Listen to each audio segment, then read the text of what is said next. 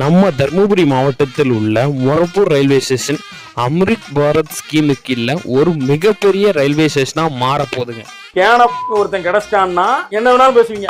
அட ஆமாங்க, நான் இப்போ ரீசெண்டா சென்னை வரையும் ஒரு ஒர்க்குக்காக போக வேண்டியதா இருந்தது. அதனால மொரப்பூர்ல இருந்து கோவை எக்ஸ்பிரஸ்க்கு சென்னை வரையும் போகலான்ற மாதிரி பிளான் பண்ணியிருந்தேன். கிட்டத்தட்ட அந்த மொரப்பூர் ரயில்வே ஸ்டேஷன் வந்து சென்னையில் இருக்கிற மெட்ரோ மாதிரி அப்கிரேட், அந்த அளவுக்கு ஒவ்வொரு வசதியும் பார்த்து கொஞ்சம் கொஞ்சமாக செஞ்சுட்டு இருக்காங்க.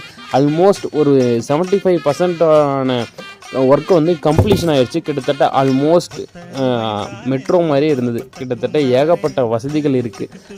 மாற்றுத்திறனாளிகளுக்கான வசதி, ரயில்வே ப்ரொடெக்ஷன் ஃபோர்ஸுக்கான தனி ரூம், அந்த மாதிரி ஒவ்வொன்றும் பார்த்து கட்டியிருக்காங்க. கிட்டத்தட்ட ஆல்ரெடி வந்து அம்ரித் பாரத் ஸ்கீம்ன்றது நம்ம ஊர்லேருந்து நியர்பையாக இருக்கக்கூடிய சாமல்பட்டி ரயில்வே ஸ்டேஷனில் புத்தம் புதுசாக புது பொலிவுடன் பிரதமர் வந்து ஆல்ரெடி இனாகரேட் பண்ணிட்டாரு. மொரப்பூர் ரயில்வே ஸ்டேஷனுக்கு செகண்ட் ஃபேஸில் வந்து ஆல்மோஸ்ட் வருன்ற மாதிரி எதிர்பார்க்குறோம்.